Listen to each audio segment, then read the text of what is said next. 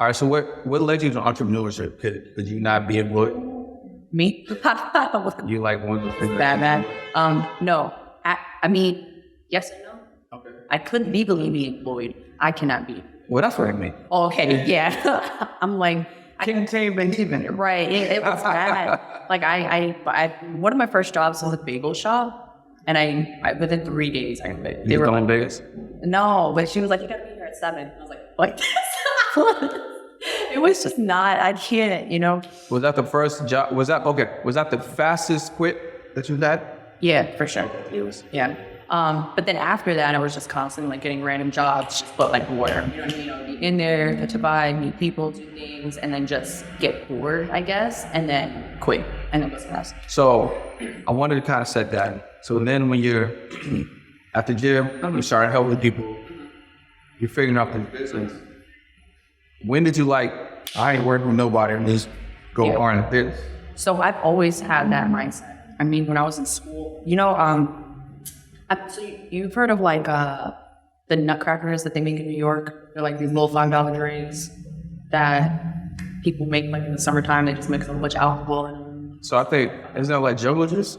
Sure. Okay. Same, I guess. All right. I used to sell them in school. And Alcohol? No, with like a kiwi version. Like just juices, you know what I mean? And I used to literally just pack my bag in the morning and just make $1, you know what I mean? And that was kind of always where I was at. But in my mind, it wasn't like, oh, I'm gonna make money.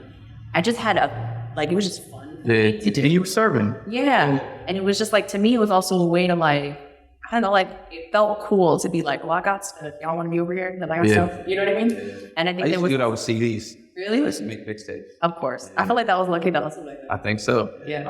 I think I sold it for like $5. Oh, you sold it. Make DVDs. Nutcracker. Back to the nutcracker. Right. So I feel like that mentality was always there, And then moving past that, my first job or entrepreneur thing was body scrubs. I was making oils and body scrubs, and I had a little Etsy store, and I was selling them on there.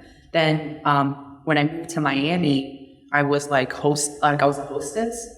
And aside from that, I was doing detox juices. And I was already on my health binge. I was vegan for 6 years, within that span of me kind of going through that transition. I was I'm going to do detox juices. And the hostess place that I was working at was an all raw vegan restaurant, but it was really high end. And then, getting into the gym and all that stuff. And then I always had that in the back of my head that I was just going to do my own thing. Every job was really just a fund for me to do my own. I like that. Every job was a fun. Yeah. Yeah, that's cool. So it wasn't I found places that were oh my God, I want to be here. I would look around at places and be what would give me the most money this week? Yeah. And it's usually service jobs, bartending, hostessing, things like that, because you can get tips and stuff. And I'd be okay, cool. This is pretty high end. I probably can make $1,000 and I can use this money to build something. Yeah. So that was kind of always great. I don't know. How'd you structure your business when she started getting customers? What was the original model, and then how did it evolve? Oh my God. It was am I allowed to curse? Yeah. It was a shit show.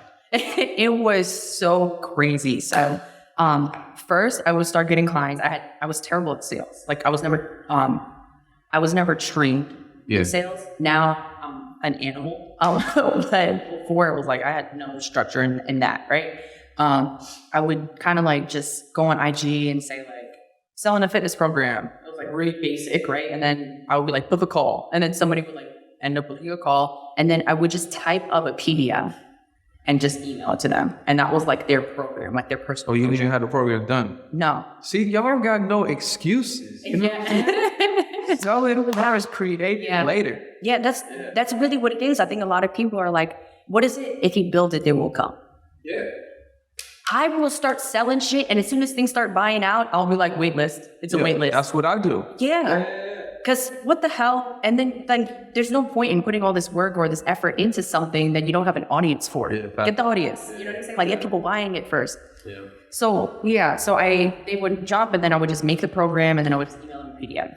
And then from there, now the business is I have a full app. All their workouts are on an app. It's customized. I do Zoom call check-ins. I do mindset coaching. I do nutrition coaching. Well, also I got certified things, and just because of the the price point of my package too. I really wanted to make sure people that were believing in me and trusting in me they weren't going to put their life in their hands. Can we talk about the pricing? Sure. Yeah, so, do you have different levels? Is it one level? I have 3 tiers. Break that down. What are the tiers? Okay. So if you're a fitness coach or you're trying to get into it, this is pretty much the structure around board. So there's 3 tiers. There's a month-to-month, there's a 4-month, and a 6-month. So the month-to-month is the cheapest package I have. Am I supposed to disclose prices on it? It's up to you. Oh, okay. It's whatever you want to do. I don't know if I would. All right. Well, they can click the link below. Well, you could talk about. Okay. Let's talk about. So the cheapest price I have, only because sometimes I change these. That's fine. And I don't want anybody watching. Act fast. Right. Act fast. Yeah.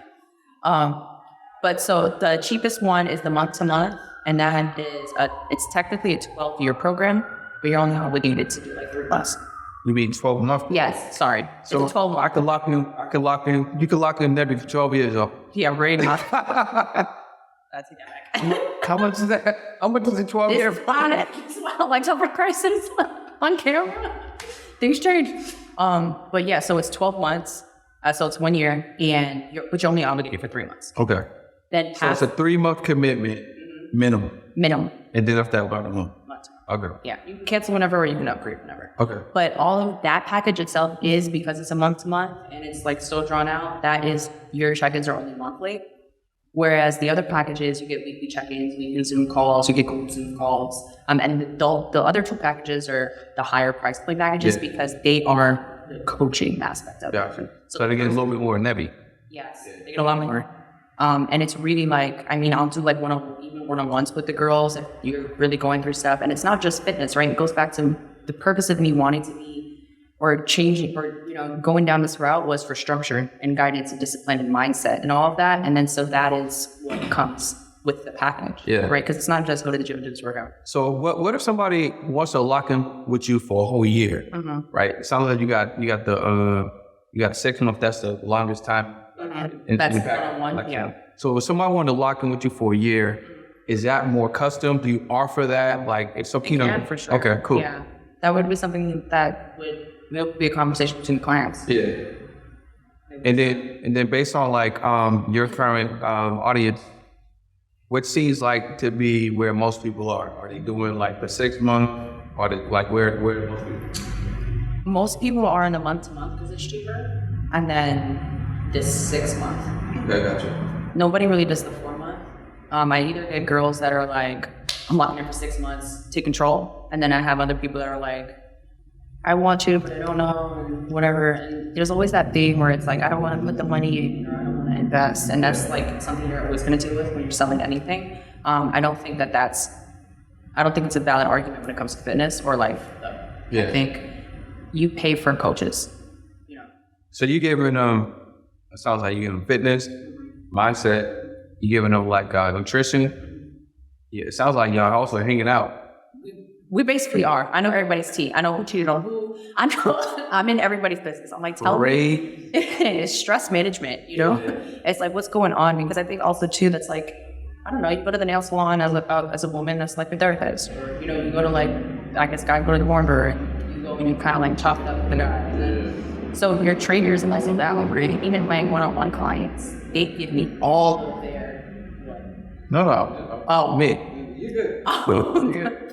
We clearly are saying it at the mod right now because he's like, what I got in my face? Right. I feel like there's something on my face. But it's that, right? It's also it's you're going because you want to like slump this stuff on somebody you don't know how to navigate. And what's crazy is a lot of times you don't realize how things are connected to each other, and it's just like you're having an issue. Yeah, getting out of bed, going to the gym, getting this result because you have this insecurity about yourself that your grandma gave you when you were a child, and now you can't be nobody. You know what I'm saying? And then so we can fix all of this, and then all of a sudden, 3 months down the line, you're like, look, I had a client that just now got like a modeling gig because after she trained with me, she got confident. She, started doing auditions and stuff, and now she's doing like modeling, and she like her career path changed because of the psyche that you're able to get into when you start like loving on you. Yeah. So it's not just fitness. I don't know why people just put it into one category. So yeah, I'm glad you said that because that was literally one of my next questions. Like, what were some of the I guess results that maybe stand out to you? Yeah. As some of your clients are at. And I that mean, was- for sure. Yeah. It was for sure. It's a lot of stuff like that though. It's like I get the best from here is when like women go through coaching and they're like, I feel great, my body's awesome, blah, blah, blah, and all that's fine and dandy, right? Because essentially that's what you paid for. But beyond that, it's like when I get girls that are like, yo, my life completely changed. And it's like, okay, tell me how, you know? And it's like, oh, I got confident enough in myself to ask for a raise.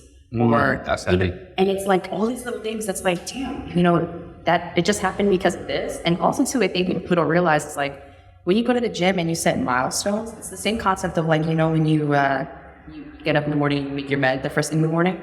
So it's like setting a milestone, right? So if I go to the gym and I'm like, oh, I'm gonna squat, I don't know, 200 pounds, right? And I can't get it. And I've been trying for months and months and months and months. That one day that I go to the gym and I squat 200 pounds, the way I'm feeling on the inside about myself. Yeah. Right? Can't nobody mess with you. Yeah. And it's not even about the gym at that point. It's about me looking at myself like, yo, I really set a goal and I did that. Nah, facts.